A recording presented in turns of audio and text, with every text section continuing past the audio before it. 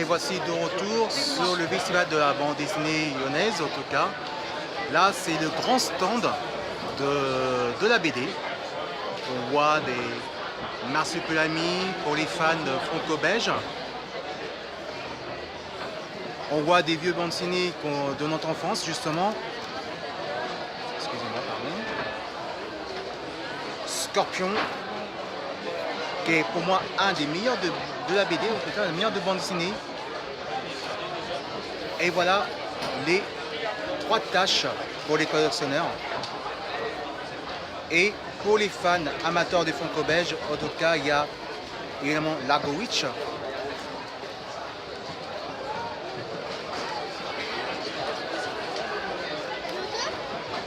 Et voici les foudres et Pips, qui est un des meilleurs bandes dessinées de la BD pour les fans qui reconnaissent justement. Vous voyez, donc il y a aussi des figurines. Donc on peut dire que la pièce elle est grande quand même, hein. Donc là vous voyez il y a tous les fans, il y a du monde fou qui attendent plutôt les efficaces là-dessus.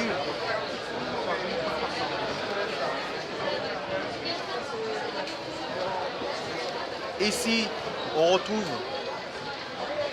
plutôt plus côté l'univers de franco-belge justement. On retrouve évidemment pour les enfants évidemment Game Over. Yakari, aussi les pompiers, qui est vraiment une très bande dessinée. Léonard, là on retrouve notre Astérix justement qui a des BD qui marchent, qui cartonnent dans le monde, qui a des bandes dessinées qui est plus vendu de record dans le monde entier. Et voici évidemment notre Secret de l'espion de Madotimer et notre petit Gaston Lagaffe.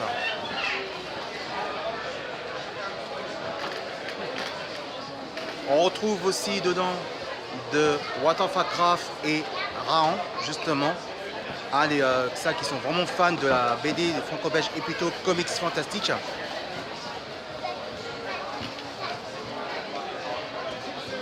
On retrouve quelques personnages de Disney. Les Disney, en tout cas, il y en a plein, que ce soit les bébés Disney, il y a Mickey, il y a Donald, Mickey, Dingo, Minnie. Et surtout, un des grands amateurs des comics, comme moi, on va retrouver ça, Batman, depuis 1939, et Batman continue encore. Voilà le Spirou, de Jean de Spirou, mais version album cette fois-ci. Là, vous voyez, il y a tous les Spirou dedans.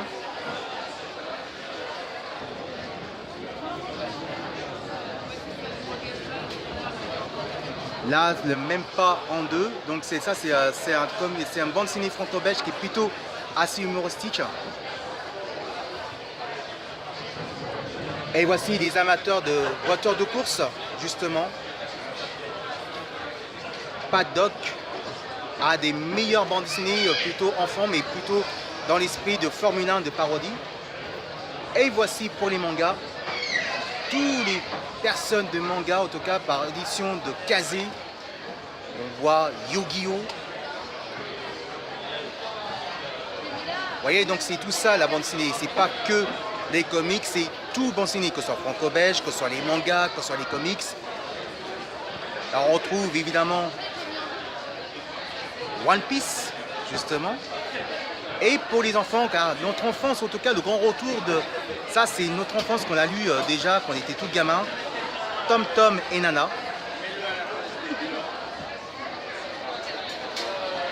Et voici, pour les fans des comics, justement, tout ce qui est Marvel, Spider-Man.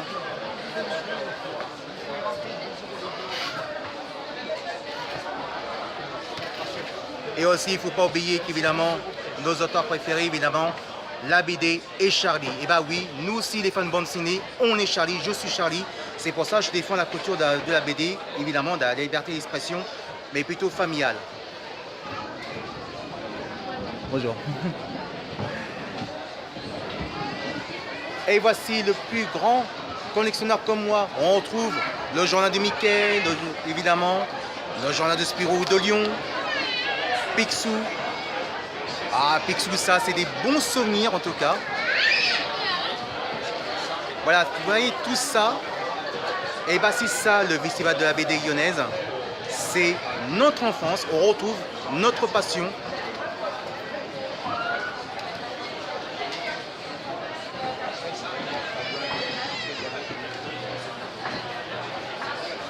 Comme vous voyez, le petit pousset. Encore Yakari dedans. Tout ce qui est franco-belge. Et voici la blague de Toto. Qui se souvient évidemment de petites blagues de Toto, justement. Bah, ça existe aussi en bande dessinée aussi, mes amis. Ça existe aussi en bande dessinée. Et franchement, j'ai lu la blague de Toto et c'est vraiment très marrant. C'est même blague en humour, mais en bande dessinée, bah, les enfants se plient en deux, ils vont vraiment piquer du rire. Et c'est 100% familial. Et c'est ça qui est beau, les amis. C'est pour ça que c'est vraiment extraordinaire. Le grand retour, évidemment, bien sûr, de Spirou Fantasio, l'album 51. Et puis Garfield, notre petit héros de notre enfance, notre petit coup de cœur.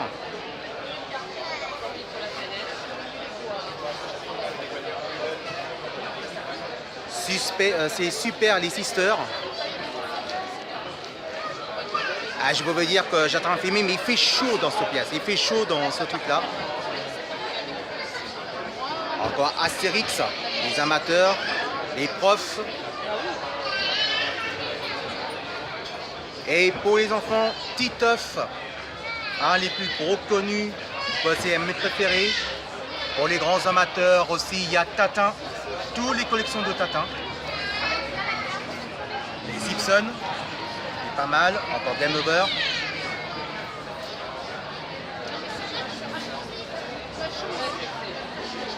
Voilà, donc tout ça qu'on voit tout ça dans le salon, dans le festival. C'est un petit, c'est un grand, la pièce est quand même grande, mais quand même on retrouve des bandes dessinées connues. Il y a aussi des bandes dessinées qui évidemment, qui ne savent pas les auteurs, qui font aussi leur création justement. Et le voici, je vais interviewer facilement, s'il veut. Bonjour. Alors, quel est ton nom, ton prénom? Alors, tu fais quoi ton univers de bande dessinée? C'est quoi ta création de la BD? Ça, c'est du reportage en bande dessinée. D'accord. Alors, quelle est l'idée de faire la création justement des voyages justement que tu as fait sur la bande dessinée dans ce livre justement? D'où vient l'idée? Ouais, l'idée. Alors ça, c'est l'histoire de potes à moi que je connais depuis le lycée. En fait, ça raconte 6 ans de leur vie quand ils sont installés comme éleveurs. Voilà, d'accord. L'idée vient de là. Et cette histoire, ça part de Brassel qui ne connaît pas. C'est quoi cette histoire justement dans cette aventure? C'est l'histoire de trentenaires qui s'installent comme éleveurs de chèvres dans la Drôme provençale. Ouais. Et ça parle un peu de leur vie de famille et des difficultés familiales, de l'apprentissage d'un travail, de s'installer dans la vie. Dis-moi, à quel âge tu as commencé à devenir l'auteur de bande dessinée? C'est vrai que tu as eu ton enfance comme Spirou qu'on connaît, comme Tintin. Mais toi, ton vrai métier, tu as commencé à quel âge pour devenir l'auteur de bande dessinée en fait? Ouais. À 28 ans. À 28 ans? D'accord. Je pense que tous les auteurs, c'est vrai que les franco-belges, c'est notre passion, il y a aussi des comics. Mais quel est ton héros de ton enfance pour devenir jusqu'à là pour la bande dessinée quand tu travailles justement dans la couture? Moi, quand j'étais jeune, je pense qu'il y avait surtout Tintin et Astérix en fait. Il n'y avait pas tout le temps de choix que ça, je suis plus si jeune que ça, quand à l'époque, il n'y avait pas tant de ça. Voilà. C'est vrai qu'Astérix, c'est un des bandes dessinées qui a fait le record le plus mondial, qu'on peut dire. Mais qu'est-ce qu'on pense de toute dernière nouvelle version d'Astérix qui sont sorties il y a quelques temps, il y a 1 an, 2 ans, le grand retour des albums? Est-ce que tu as bien aimé le dessin ou l'histoire? D'accord. Alors, ça sort cette année, on peut dire? Ça sort l'année dernière. C'est l'année dernière? On n'arrête pas de réimprimer, ça se vend bien. D'accord.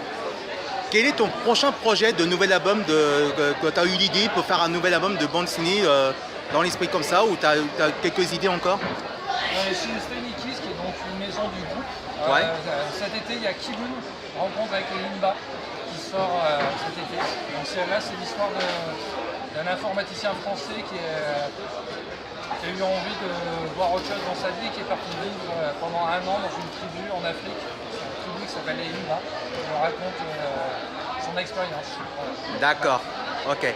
Bah, en tout cas, je te remercie beaucoup. Voilà, donc voici les voix, La voix des chevaux. de voix des chevaliers qui est plutôt plus côté familial qu'on peut dire. Les reportages. Reportage familial, c'est plus côté reportage que les enfants peuvent très bien lire. Voilà, ça prend les coutures aussi. Bah, vous voyez, aussi dans la bande dessinée, il y a aussi la couture qu'on prend dans le reportage que vos enfants pourront apprendre aussi à connaître des voyages, mais en version bande dessinée. Je te remercie C'est moi. et puis à bientôt. Merci.